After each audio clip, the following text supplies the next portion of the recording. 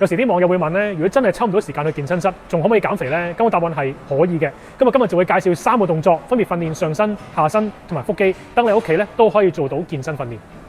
咁第一個動作咧係可以訓練上身嘅，開始姿勢就係一個掌上壓嘅姿勢啦。我哋試下咧將個前臂放低先，放低，再推高，咁為之一下，做10個循環，係啦。跟住咧我就輪到右手喐先，又做10次嘅。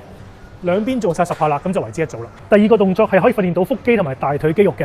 咁我哋瞓喺度啦，雙手擺 pat pat 下邊，做一個抬腿嘅動作，雙腳咧盡量保持伸直，跟住咧咁樣抬起。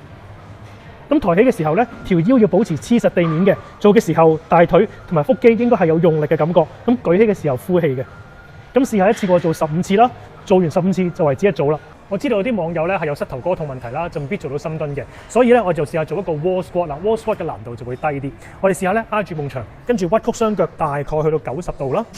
咁就試下維持住呢個姿勢30秒至1分鐘。係啦，腳板咧要成個喺地面，就唔好趌高腳踭嚟做嘅。雙手唔好咁大髀，你可以垂低手，亦都可以翹住手都可以。就係咁啦，hold 住30秒至1分鐘。